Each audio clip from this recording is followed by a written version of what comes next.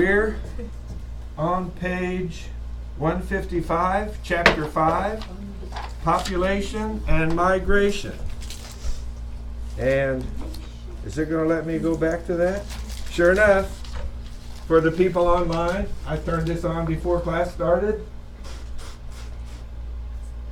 And the current world population is 7,694,773,987. No, 993. No, 990. No, whoa, 734,000. And someone asked in class, for those online, they said, so how are they getting these numbers? It's like, well, if everybody in the world, when someone was born, if they punched a button on a cell phone, and if every time somebody died, they punched a button on a cell phone, we could get real-time numbers. But these numbers are just basically births today, births this year. They're just projections based on what the people who wrote the program that's doing this. But it's kind of giving you a picture of what's going on around the world in terms of population. And what I did here to Google that is just a world population clock. On page 156, this chapter examines the world's population geography. That's the distribution of humankind across the planet. The relative distribution of humankind is constantly changing. Do you know these words? Do you know the difference between emigration? Gotcha, Christiana.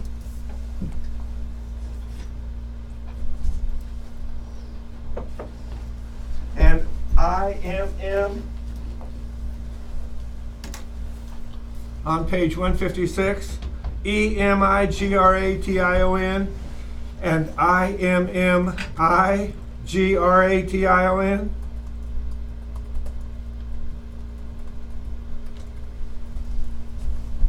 You don't know the difference, or you do, or you're looking at page 156 to figure it out. One is leaving as one is coming in. Yeah. People are leaving. Adrian, good to have you here today. Drake, yes, sir. Good to have you here today too.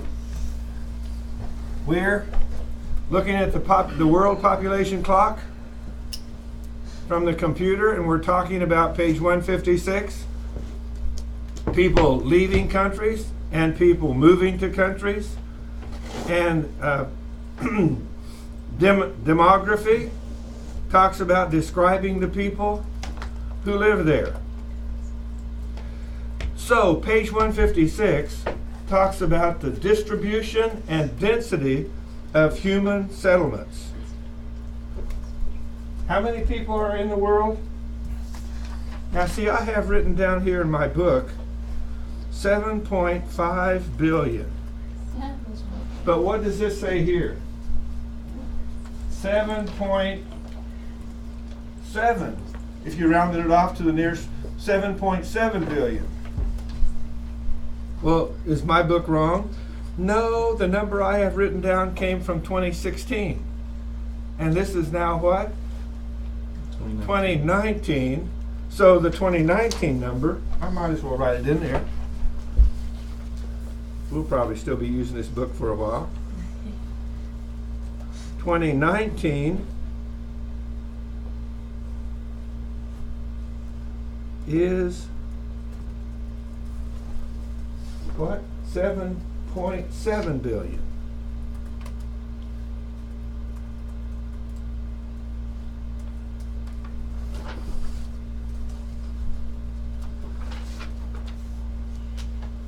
Oh, and it says at the bottom of page 156 on the left-hand column, in 2010, the population of the Earth reached 6.8 billion. So in 2010, it was 6.8 billion. 6 years later, it was 7.5 billion.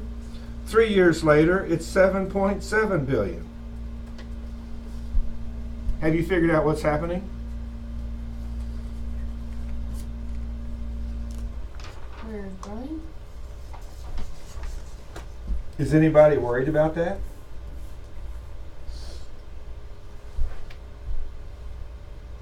Some guy somewhere looks at those numbers and he goes, you know, if this keeps up, pretty soon there won't be enough space on the earth for everybody to have a parking place.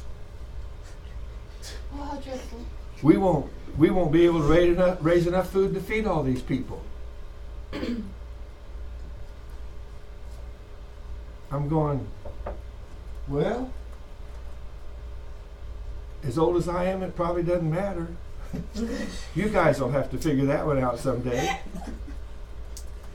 Dr. Bonet, Yeah.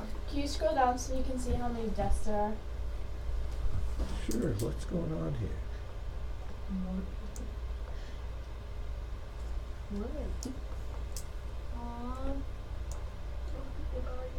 Today, this year,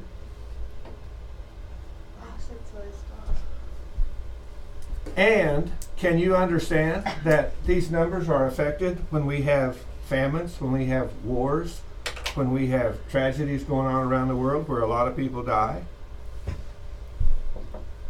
And why are your parents called, no, they're not. Why are your grandparents called baby boomers? Because they were born during World War II. After the war ended and all of these people came back from fighting the war, a whole bunch of babies were born.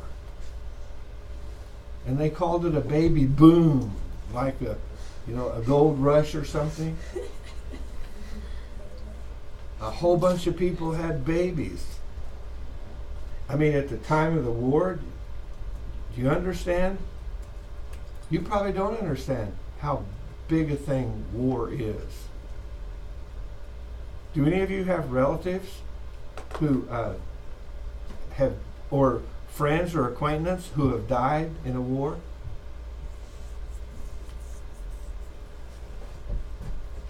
So most of us don't have any idea of what it's like to see two powerful nations start shooting at each other and try to kill each other off and blow each other up and destroy the other nation.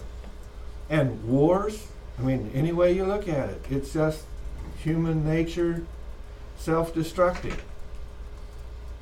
But whatever's going on, we're still having more babies born, aren't we? And more people are coming into the world. There's a picture on page 158 and 159. Have you ever seen a map like this?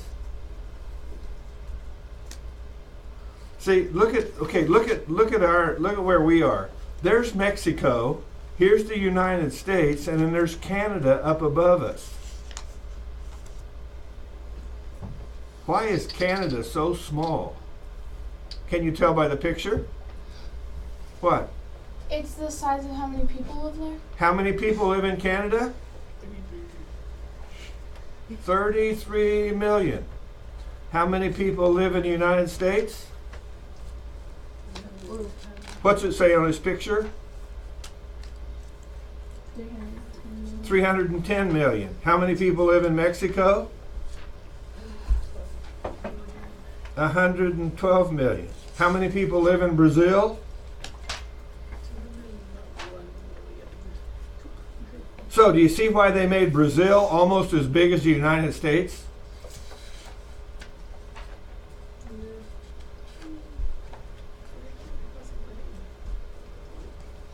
What's this with India? How many people live in India? 1,173,000,000. Out of those, what was that number up there at the top? 7 billion people? 1/7 of the people in the world live in India. You follow what's going on with this map, why they made it like they did? And Australia is just a tiny little thing because how many people live in Australia?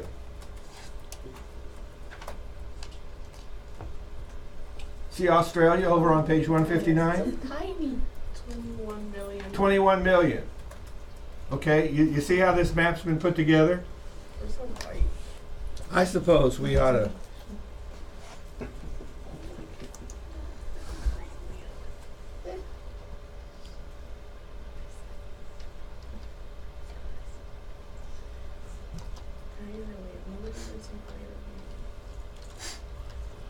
U.S. population in 2019.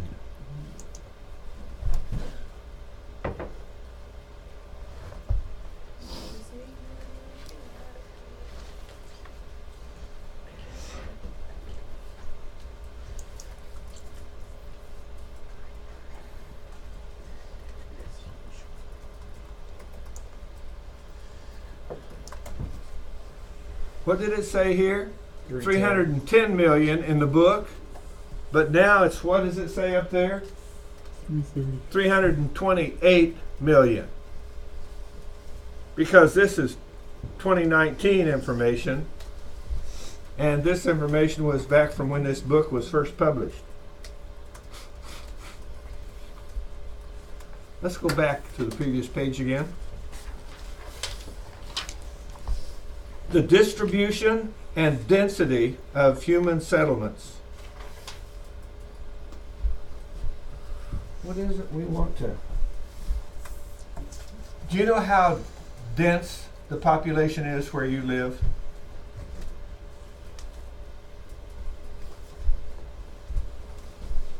Does anybody here live in Belton? Does anybody live in Raymore? Ah, Raymore. Well, let's type in Raymore.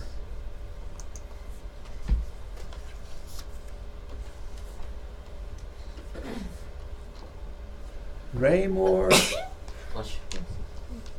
population. What did it say? Density?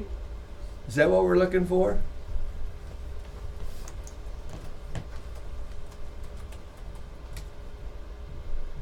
Raymore's population is estimated to be 21,000 people.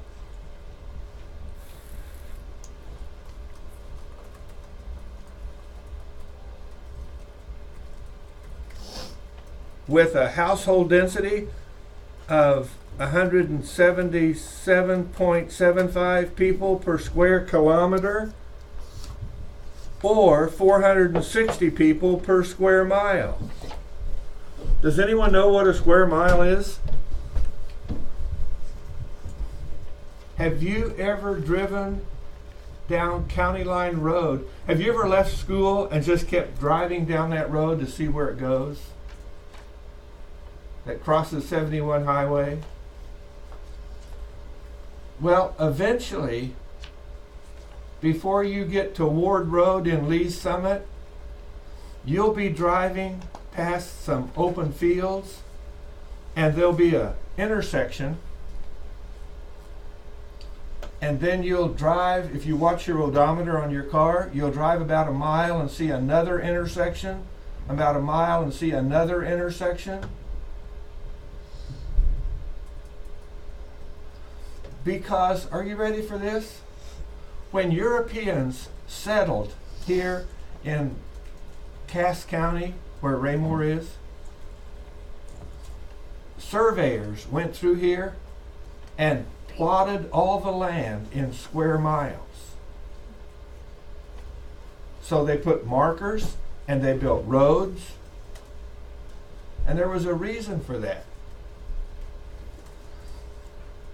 Do any of you know anything about the Homestead Act?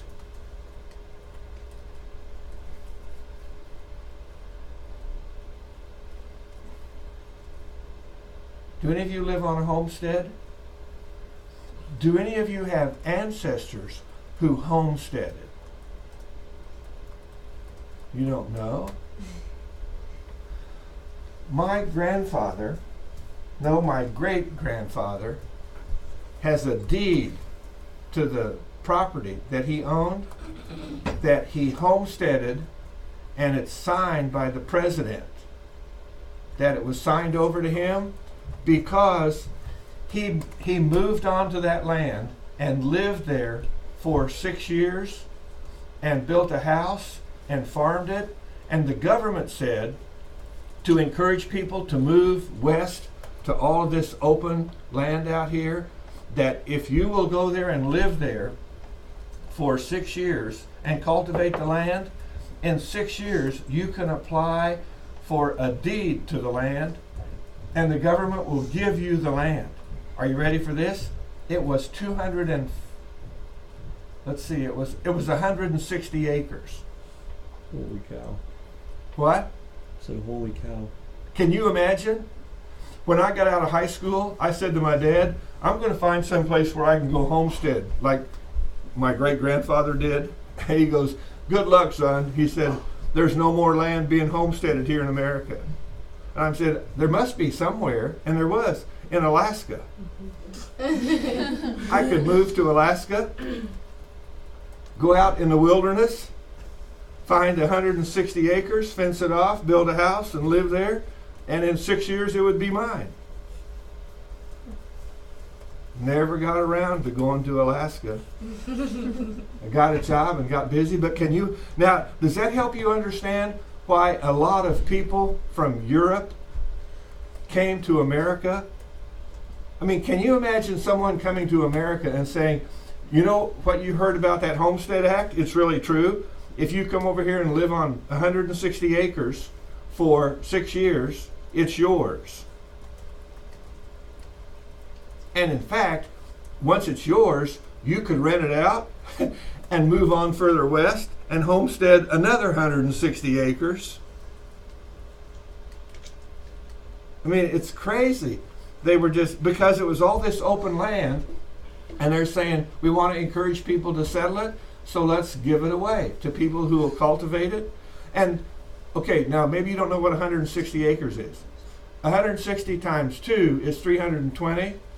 320 times 2 is 640. 640 acres is a square mile.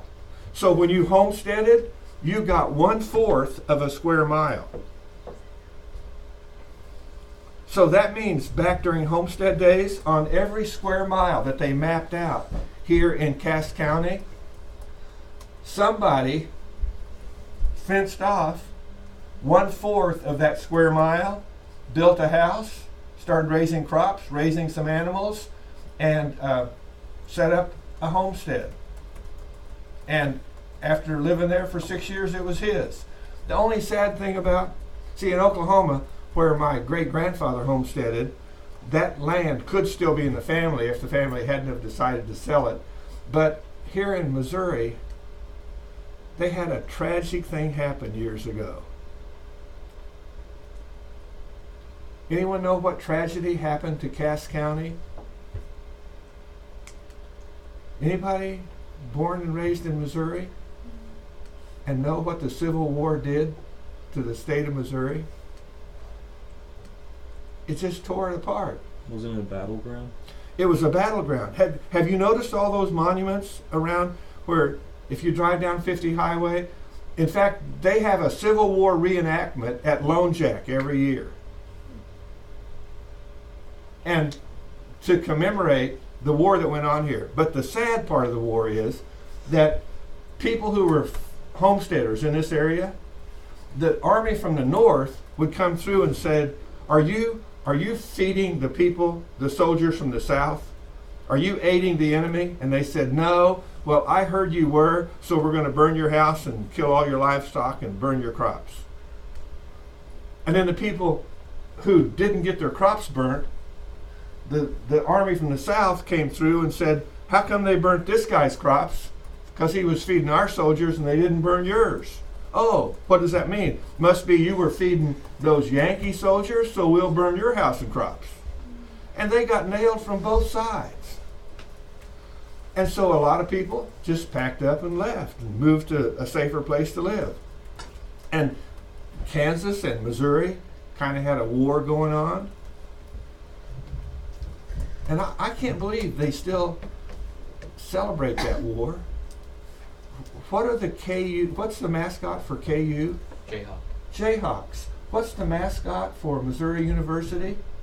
Tigers. Tigers.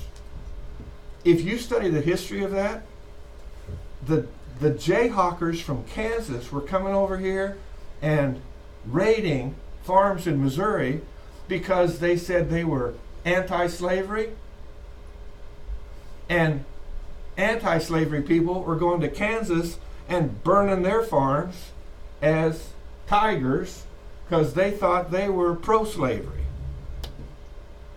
That's what the Civil War was all about, wasn't it? Was slavery? Oh, what was it all about? States' rights? More political reasons. The war was about states' rights. The war was about slavery. What state right were the southern states defending? Slavery. The right to own slaves. What state right did the Union say we're not going to honor anymore? That we're going to make that illegal? Slavery. So it was about slavery and it was about state rights. But would they have had a war over state rights if it had to do with building railroads or highways? No, it became a civil war because of the issue of slavery. And if you're wondering why people in the South were so bent out of shape about setting all the slaves free,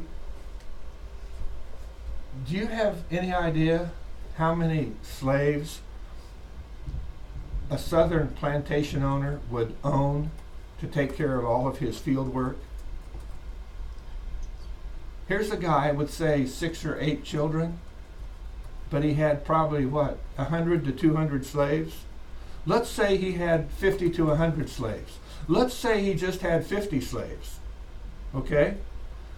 So here's one farmer with 8 children, and he has 50 slaves. And all of a sudden, the President of the United States says, the slaves are now free citizens with all the rights of all the other citizens in this state. In that county in Alabama, where they're using 50 slaves to support one household, the next time they go to the polls to vote, who's going to win the election? If the slaves are all allowed to vote. It's going to be 50, isn't it? It's going to be 50 to 1. They're going to, the plantation owners are going to lose the election. The people in the South who were in power were not about to let that happen. And we had a civil war where they were trying to prevent that from happening. We had a civil war where the North said, we're going to make it happen. And then after the Civil War was settled, and did you know that more people died in America in our Civil War than Americans have died in all the other wars we've engaged in? That's pretty tragic, isn't it? So it was a huge thing. And sometimes I think schools don't want to talk about it because it's a pretty dark time in the history of our country in terms of how we couldn't settle our differences by talking it through or doing something about it other than taking up arms and killing each other. But what happened in the South, even after slavery was eliminated, said we're still not going to give up the power, so they did things to keep black people who used to be slaves, from being allowed to vote. They just simply put in place laws to infringe on the freedoms. One thing about it, though, the black people in the South who didn't like it could pack up and move someplace else. And they did. In fact, a bunch of slaves from the South moved to a town outside of Tulsa, Oklahoma, and established a city that was run by black people, by former slaves, with their own banking system, their own government, their own everything. And there's even a town about halfway between here and Colorado that's the same thing out there, that a number of slaves migrated to central Kansas and built a town out there. And in other words, it's kind of like, can you see what some slaves are saying? If the European people don't want us around, then let's go homestead and find some land and build our own home and make our own way and build our own town out here. And a sad thing about Oklahoma is that that town outside of Tulsa was so prosperous and so successful that some white people, some Europeans, got so upset about it that they destroyed the town and burned it, because they didn't want black people having that kind of power. I just think that's so sad. That's so, can I just say, stupid for people to think like that? I mean, if they're smart enough to run a city and run a bank and run a government, leave them alone and let them have their city. I mean, you don't, what that, I guess that would be like saying the people in western Oklahoma say, you know those people in Tulsa? They've become way too powerful and we don't like the way they sing over there. So we're going to go over there and burn Tulsa and destroy the whole place. It just doesn't make sense. But it's worth reading to learn something about this stuff. So anyway, so human distribution, that's how a lot of former slaves from the South ended up moving other places. What was that word? They emigrated from the South. They left the South and immigrated to Oklahoma and to Kansas and to other places and to the north. And Raymore has 21,000 people and there are 460 people per square mile. So how do you find a square mile where you live? Well, that's easy. Just start driving down the road and watch your odometer, and when it turns a mile, then go ahead and turn the corner and then drive till you come to another mile. And don't be surprised if you're going down 58 highway, just after your mile, when you come to the mile marker, you'll see what it is. You make a right turn and you'll see another major road at the next mile marker, and you can just drive around the square mile where you live, pretty much, and then say, and according to this thing, there are 460 people per square mile. But where I live, on the north side of Raymore, right off of Madison Avenue, Madison Street, it's the square. Last night, on my way home from a ball game, I said to my wife, I gotta check this out for geography class. So I drove around the square mile where I live. There are 38 houses on the square mile where I live. And I said, what if there's 4 people in each house? Then that would mean there's 152 people living on the square mile where I live. And this says 460.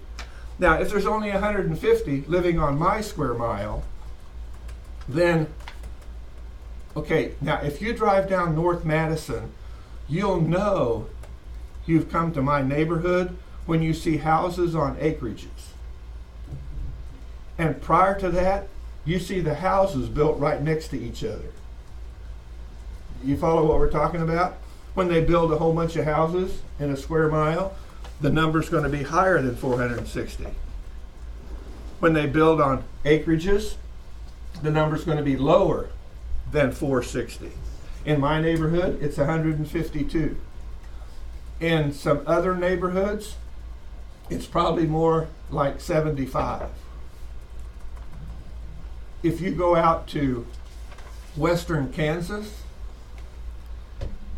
it might be 1 person per square mile. You go, what?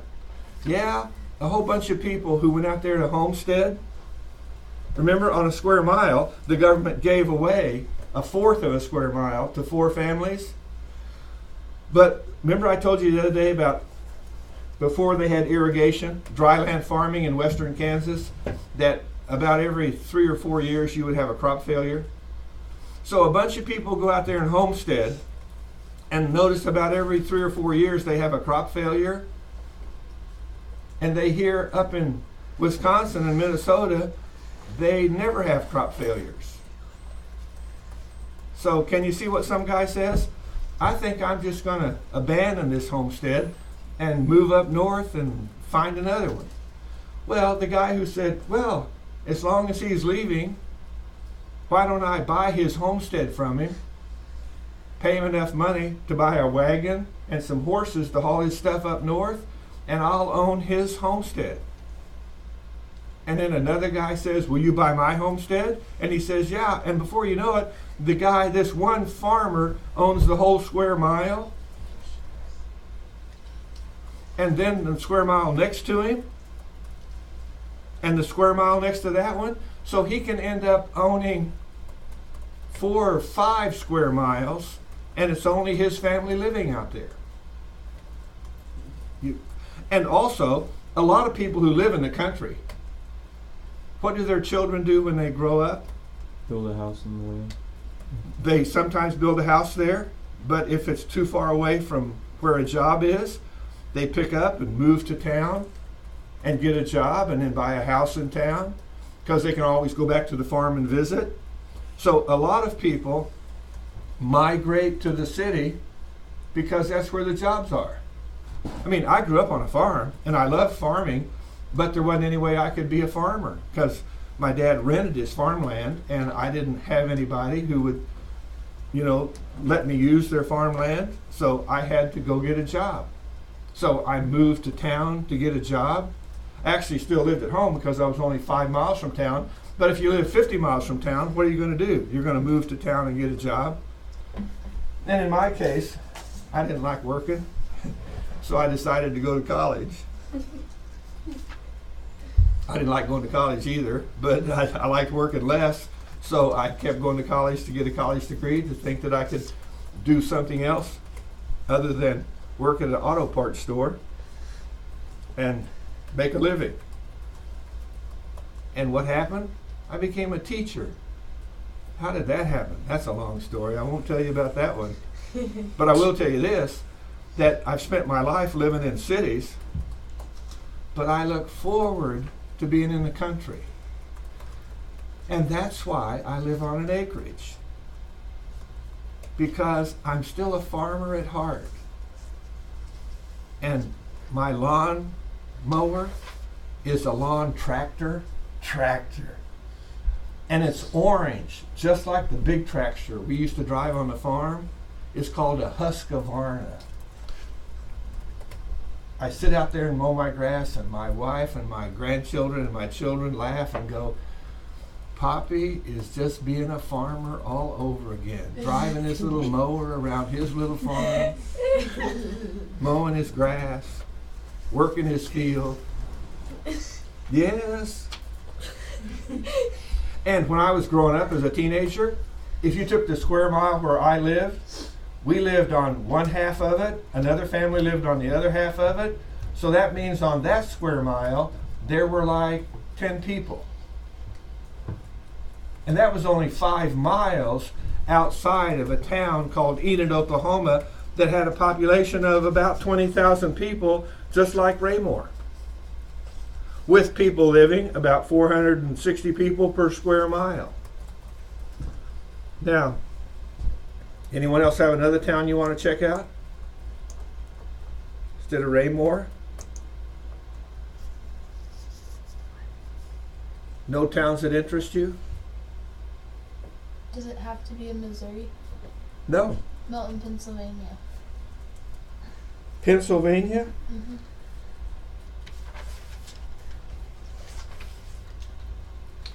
See if that pops up. Can't see it, Dr. Bowman. Oh, I turned it off. I have to turn it back on, don't I? Thank you.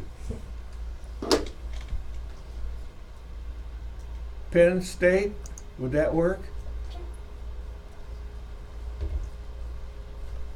Oh no, that's Penn State is a city that has a population of 1,600. Let's just go Pennsylvania.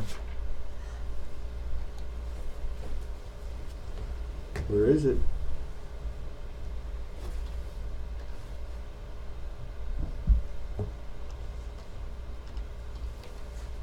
Pennsylvania state population density. 283 people per square mile.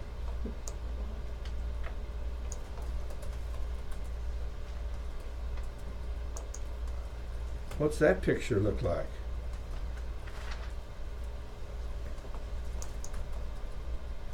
Can you tell what that picture is telling you? Does it have the scale down there? Yeah. You can hardly read it. The real dark says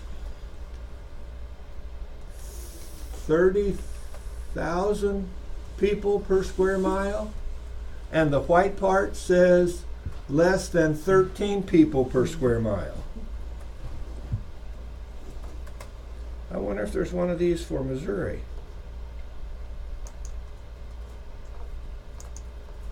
Well, let's go back up here and see what it says for Missouri. Missouri state. What do we call that?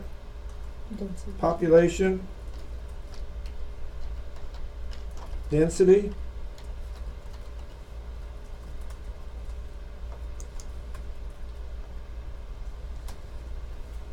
$82 people per square mile?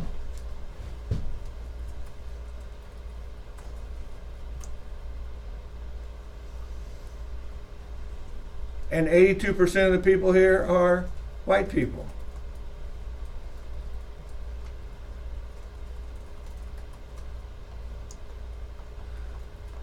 St. Louis has 4,800 people per square mile. Jackson County, you know where that is? You know where Cass County is? You don't know your counties, huh? Oh, I forgot to tell you this. There's so much to learn about this geography stuff. Okay, the Homestead Act took a square mile and divided it up into 4 parts. So 4 families could homestead on a square mile. Okay, here's Belton.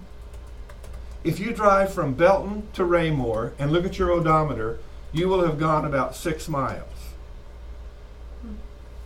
If you drive from Belton to Peculiar and look at your odometer, you will have gone about 6 miles.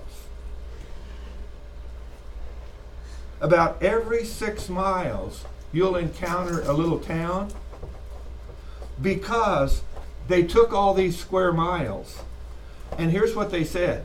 Let's lump them together. 6 miles by 6 miles, that would be 36 square miles. If there's 4 families on a square mile, and there are 36 square miles in a township, then each town will service how many families? 36 times 4 would be about 150 families.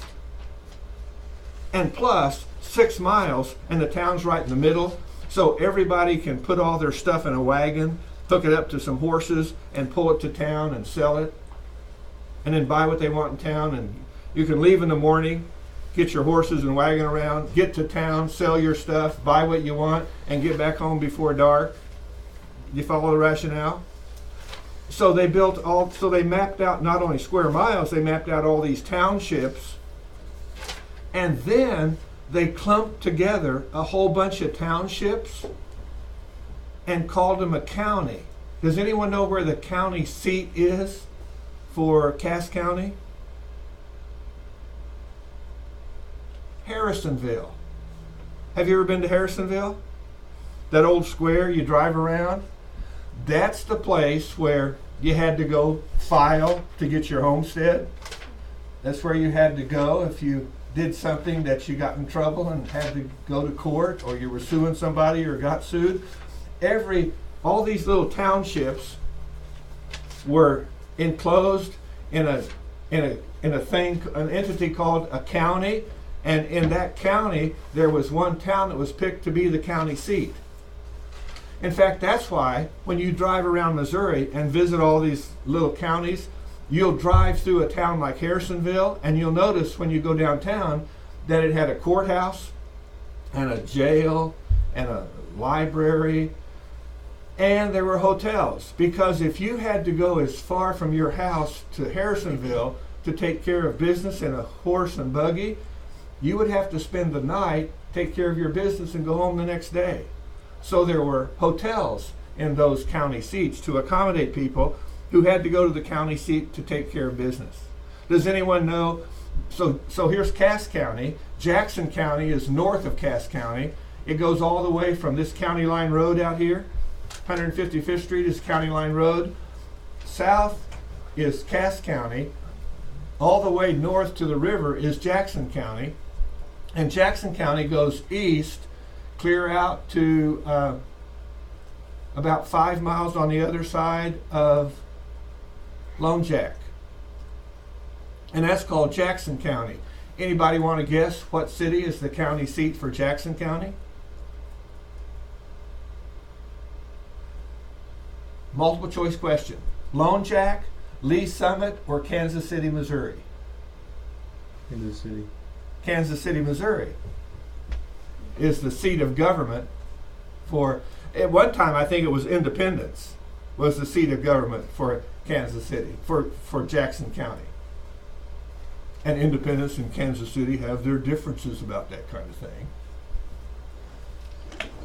But every county will have a county seat.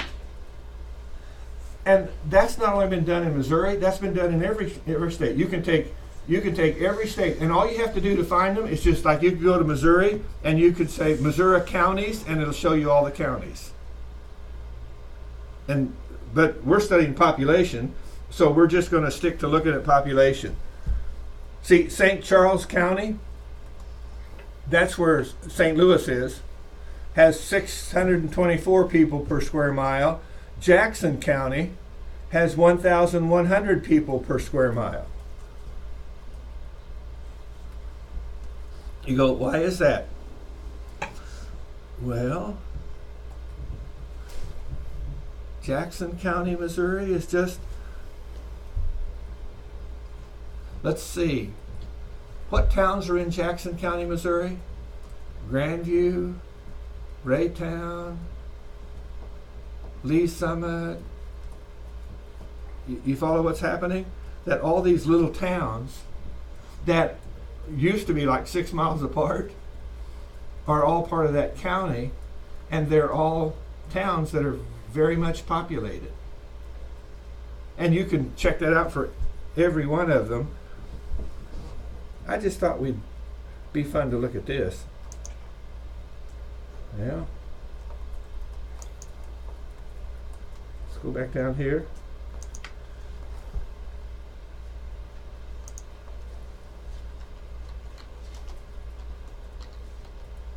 New York State.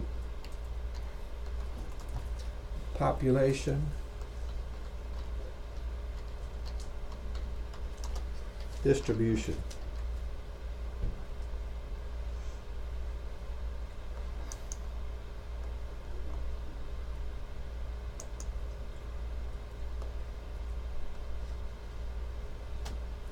Maybe go to this one with blue on it.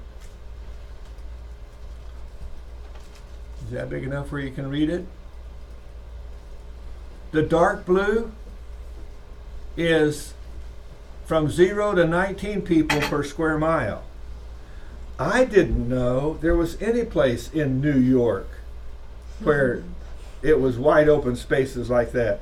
I thought when someone says New York to me, I think of New York City, right?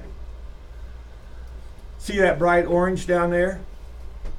40 from 16 to 40, 48,000 people. 48,000 people live in 1 square mile. What's the gray? No data. No information for that part of the state.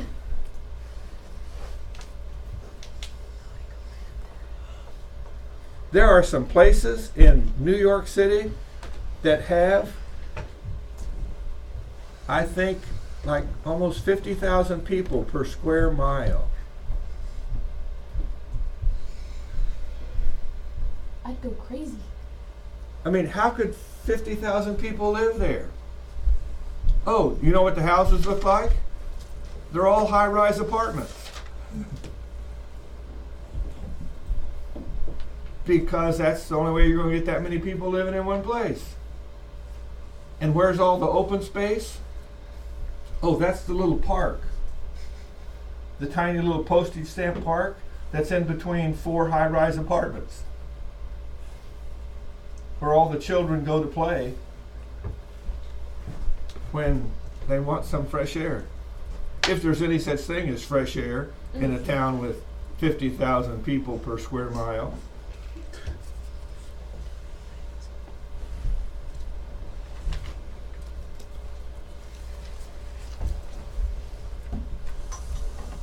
I had a missionary from India come back and buy a home in Wichita, Kansas.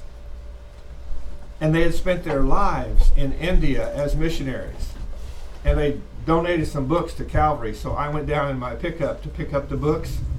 And they said, come on in and look at the house where we're living. And I went in and they had okay, you know how in Belton, there's Old Town Belton with these tiny little houses that were built when Belton was first established? They were living in one of those little houses.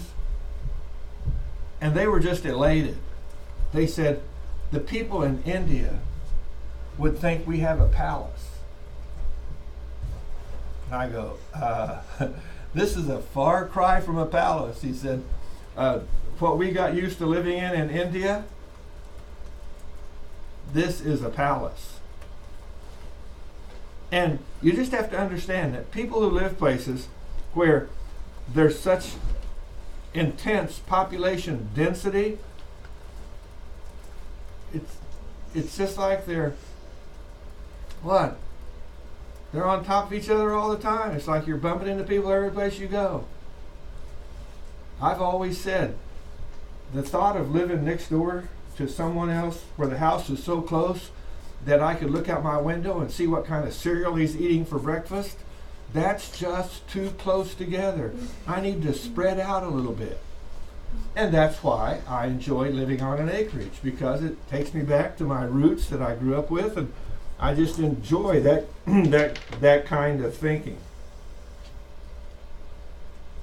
It says on the bottom of page 159, most of the world's population is concentrated in areas of seasonal environments that are not too wet, not too hot, not too dry, or not too cold.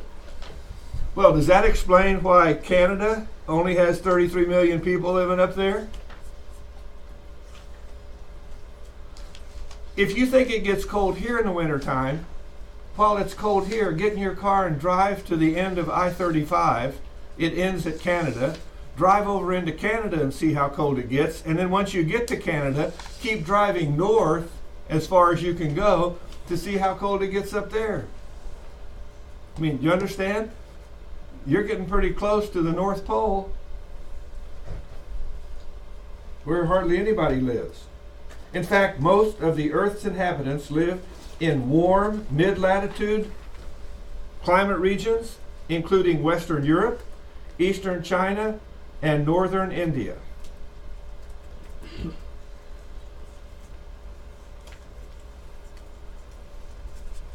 Topography and soils. Yeah, page 160 shows a picture of Singapore. And I look at that picture and think, would I like to go there on a vacation? Would I rather go to Singapore and eat lunch at one of those tables, or go see the Grand Canyon? Or go for a hike in the Ozark Mountains or wilderness? I'm thinking that all those people just makes me think I'm not going there on vacation. Okay, page 160 shows a picture of the Nile Delta. Does anyone know what the Nile Delta is?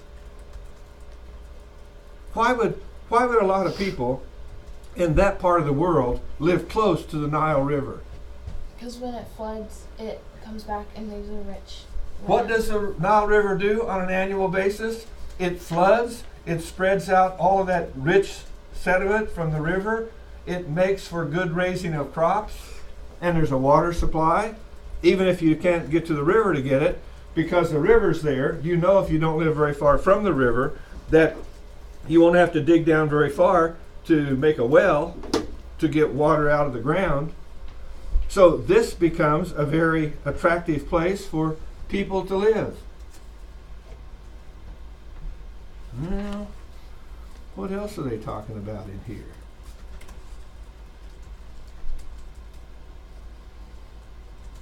Birth rates on page 162.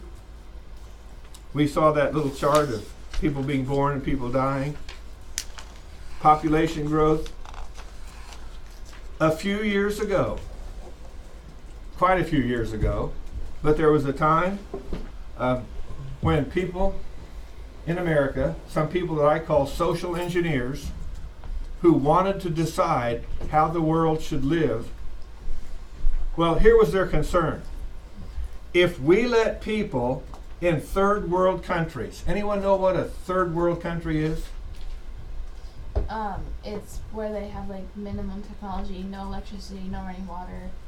It's Right. not fun to live in. Germany. It's not fun to live in third world countries if you're used to all the amenities of living in our country. Here's what some social engineers in our country concluded. That if third world countries keep having babies at the rate that they're having them, they're going to overpopulate the world, and it's going to cause a food shortage and all other kinds of shortages and difficulties. In fact, I wouldn't be surprised if someday somebody doesn't say, you know, part of this climate change problem is all of these third world countries having too many babies, sucking too much oxygen out of the air. Yes? The culture in most third world countries is having babies before you're born, so that way they know the woman they're going to marry can actually have children. And if they don't get like a child, then they're not married for the rest of their life. And if you live in a country, like in this country, when your grandparents get old, they go on Social Security, right? What happens to grandparents if they live in a country where there is no Social Security? Their family takes care of them. You have children who will take care of you, so you're not sure all your children are going to be responsible. So the more the merrier, the more kids you have, the more apt you're apt to have someone who will take care of you when you get old. So social engineers in the United States concluded that we have to do something about this population explosion. Well, when you look at that clock, I mean, when you see that thing turning like that, now, it does help, doesn't it? When I gave you the numbers, that in 2010, it was 6.8 billion. In 2016, it was 7.5 billion. In 2019, it's 7.7 billion. I mean, it isn't like, if we're not careful, in the next 50 years, we're going to have 14 billion people in the world. You follow me? That people start throwing numbers around and scaring everybody, and we don't have enough food to feed them, and it's going to cause chaos. So we better do something about all of these third world countries having babies. And that's when they start programs and campaigns to promote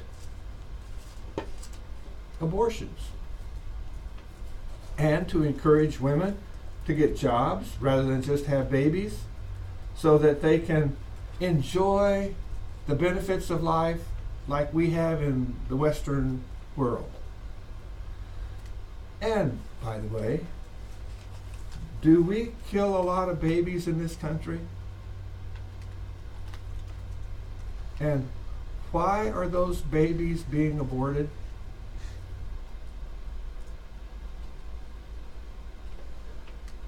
Does anyone know?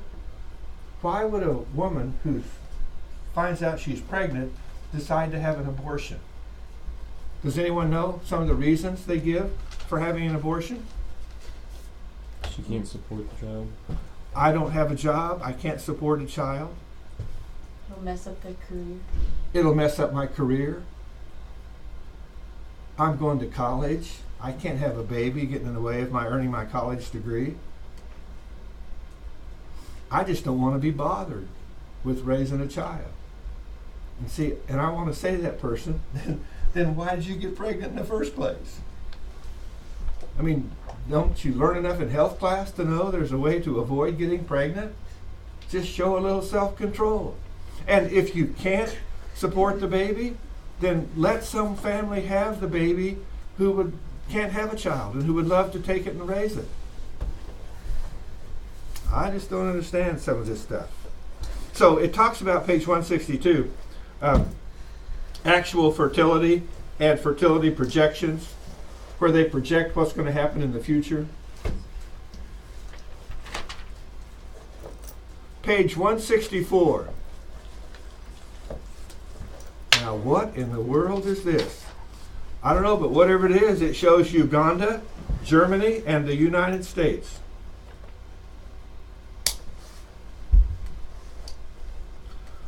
What percent of the population in Uganda, males on the left, females on the right, what percent of the population is between 0 and 4 years of age?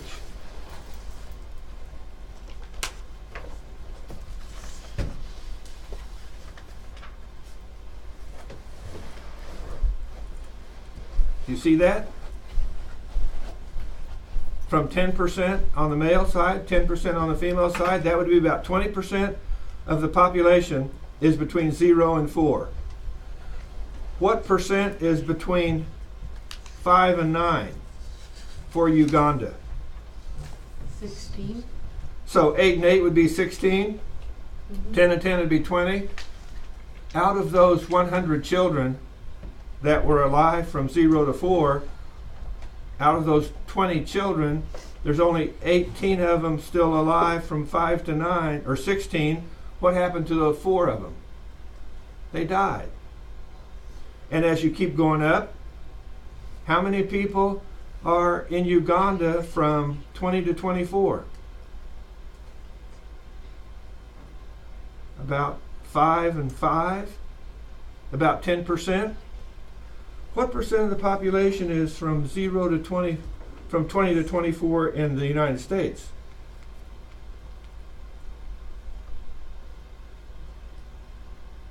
About 4. About 4 and 4.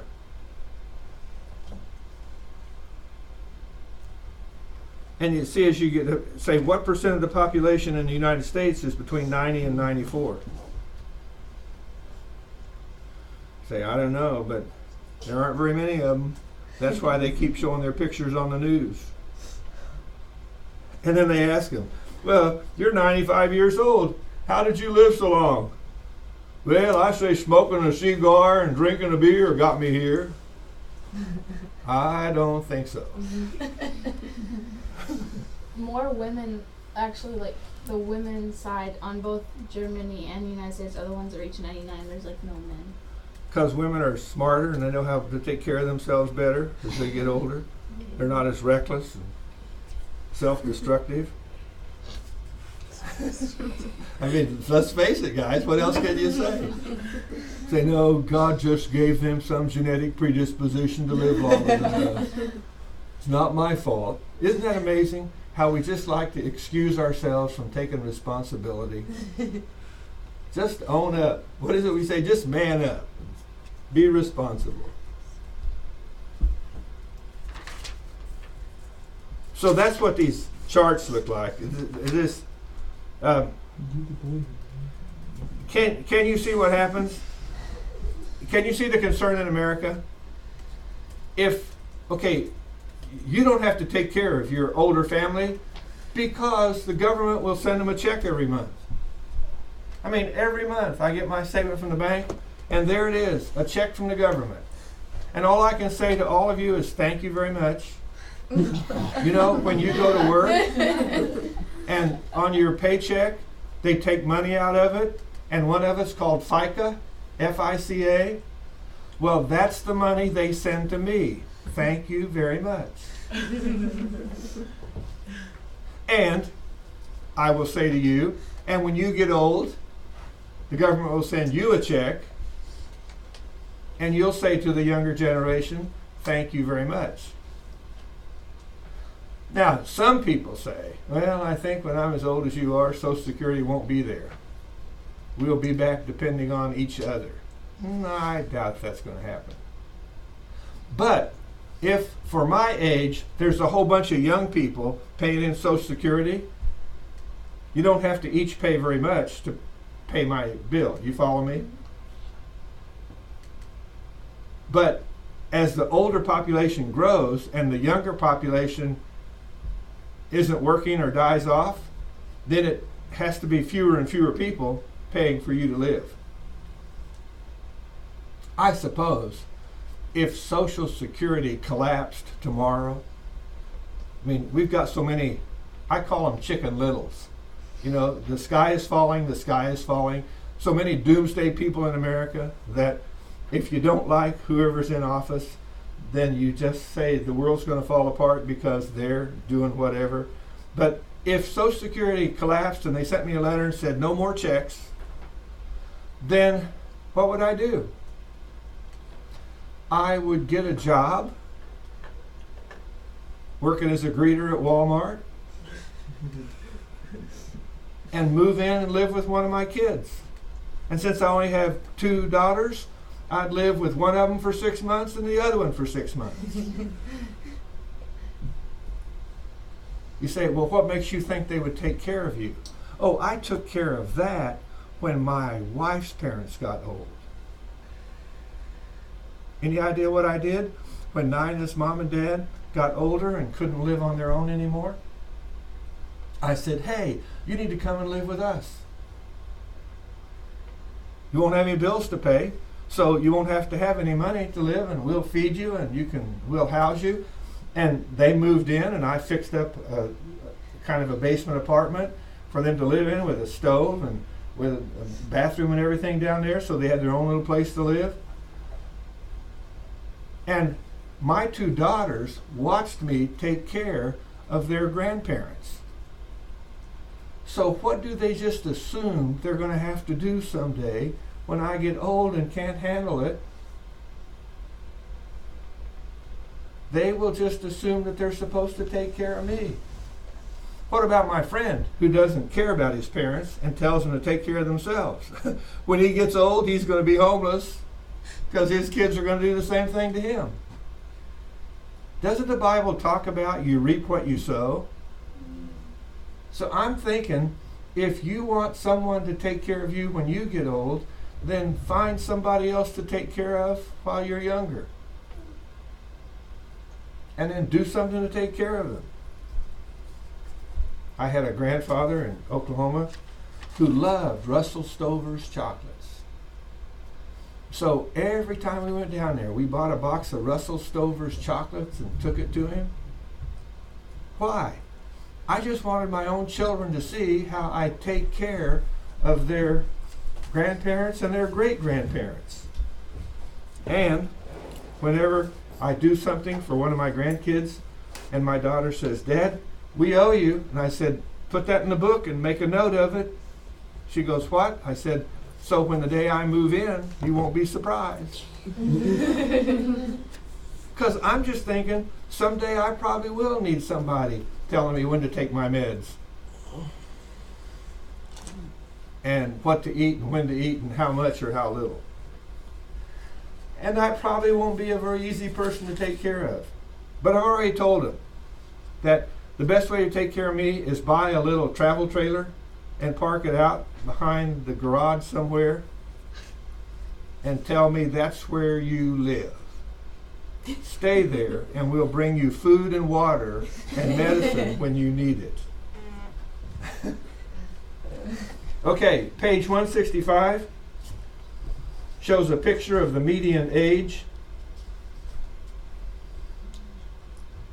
Why are people living longer? Health care? Better working conditions? Just our society makes it easier to live longer. Then how come a bunch of young people are dying? Because they're not taking care of themselves in terms of health and well-being.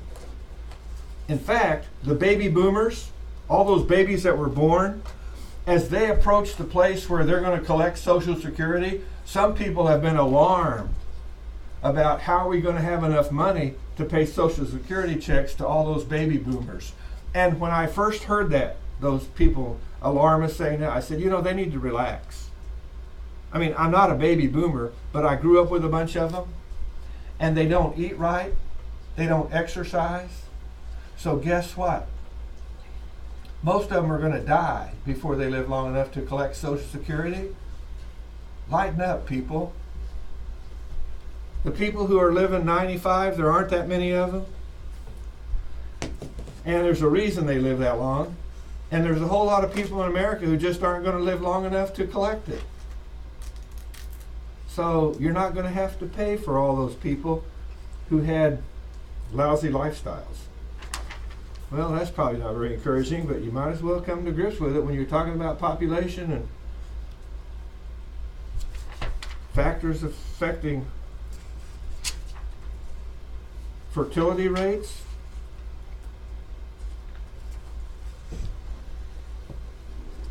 We talked about that a little bit with birth control and abortion. Page 170 talks about doing things to improve the quality of life in terms of diseases. Did you know that's what Bill Gates is doing with all of his money? Is he's enlisting the help of people to go around the world to see if we can find out ways to help rid the world of some of these diseases and to help people eat healthier and get cleaner water and have a better quality of life. It shows on page 171 life expectancies at birth. And the top one is the darkest, and it says you can expect to live 75 or above. So that includes all of us in Canada, United States, and Mexico. North America, isn't that what we're called? North America? So what if you live in Russia? Well, you can plan to live till you're about 69. Does anybody understand why Russians got all upset when Putin said he was going to change the age for collecting retirement from 60 to 70? Because nobody lives that long. What did he know? Because no one's going to live long enough to collect it. So that'll save us some money so we can spend more on armaments and military expansion and that kind of thing. Whoa, below 50? Where is that?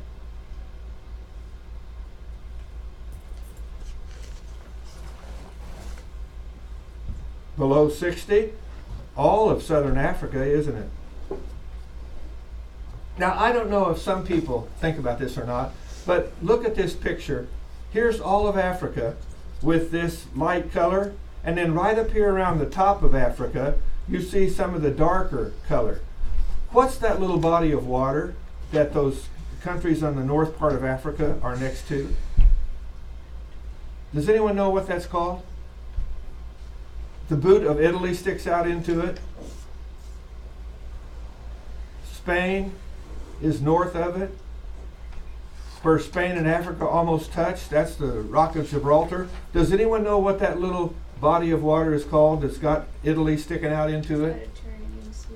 The Mediterranean Sea. Do you remember when we studied climate, the Mediterranean climate, where it's so productive? The temperature range is so small that it's a very productive kind of land. A little taste of it is out in California. Well, I don't think some people, when they talk about Africa, I don't think they realize that Africa borders the Mediterranean Sea, and they have had, and North Africa has had some of the benefit of that kind of quality of life that comes from. And have any of you heard of improving your quality of life by following a Mediterranean diet or a Mediterranean eating style? See, here's what happened. some people discovered that there are people in the Mediterranean region that that they have more people living to be over 100 than other places. So they conclude we should go study how those people live so we can tell the rest of the world how to live to be over 100. So they go to the Mediterranean region, they study that stuff, they come back and they say, aha, now we know. You need to eat like they do in the Mediterranean or in Greece. And my doctor says if you eat this way, you might live to be 100. So that means I'm going to eat lots of, pasta? Will I put vegetables in it? Yes, those are healthy. Will I also put some ground beef? No, leave that out. Red meat is bad for you. Now, think about this for a minute. I grew up on a farm in Oklahoma where we raised cattle. And we raised chickens too, but we raised cattle. When we got hungry, we took a calf out of the pasture, slaughtered it, cut it up in pieces, and cooked it and ate it. I didn't even know this, but my mom used to cook T-bone steak. And I would say, Mom, I can't stay for supper tonight, I'm in a hurry. But I would take a T-bone steak and cut the eye out of it and put it between two slices of bread and run out of the house with my steak sandwich in hand. I don't even think of buying T-bone steak today. It's just like, that stuff's too expensive. We just raised it on the farm. It was right out there. And when we ate one of them up, we went out and got another one and slaughtered it. And it's just, so I grew up eating red meat. So when you tell me to quit eating red meat and I'll live to be 100, here's my question. How long will I live if I keep eating red meat? They say, well, maybe 80 or 90 or 85. I say, so be it. Do I want to give up red meat for an extra 15 years? We're not doing that, are we? My favorite thing to eat from McDonald's is a hamburger. Coming home from the ball game last night, Nina said, oh, there's a Taco Bell. Tacos are healthy. Let's get a taco or a bean burrito. I said, okay. So we bought one. I ate it because it was healthy. And then I leave Taco Bell and pass the McDonald's and go, and she goes, what? I'm going, don't you want some sweet tea for $1? She goes, oh yeah, that would be nice. So I order some sweet tea and a $1 cheeseburger. Now I know the chicken sandwich is healthier. I know that because I've tasted it. It doesn't taste as good as the cheeseburger. I just like red meat. And I know it's going to kill me. So I'll just die a happy camper. Well, what's page 173 show a picture of? Oh, wow. 15 to 49-year-olds living with HIV and AIDS. That stuff has killed a lot of people in Africa, hasn't it? That's a sad thing. And you know what's really sad about HIV and AIDS? When I read this, I couldn't believe it. But there was a myth floating around Africa in areas where HIV was very prevalent. And listen to this myth. If a person with HIV has sex with a young teenager who doesn't have HIV, they'll get rid of their HIV. Oh, my goodness. No. That's exactly right. See, the devil's a liar and the father of lies. And he stalks about the world like a roaring lion seeking to devour people. So what was going on in those parts of Africa? They were all the teenage girls were being given HIV by people who thought it was going to help them get over it. It's like, why would someone believe that? Because the devil lies to people. And it's just sad to read about some of this stuff. And that's Bill Gates is working on. What can we do to educate people? And you know what else? Sometimes people from America go to these countries to say, look, here's how you can improve the purity of your water. Here's how you can improve your health. And they go, don't believe them. Those injections they're giving you, they'll kill you. It's the Americans trying to destroy the rest of the world. It's just so sad. It's so sad. Okay. I guess we'll stop there. And on page 179, we'll talk about migration. Migration. We'll talk about that next time.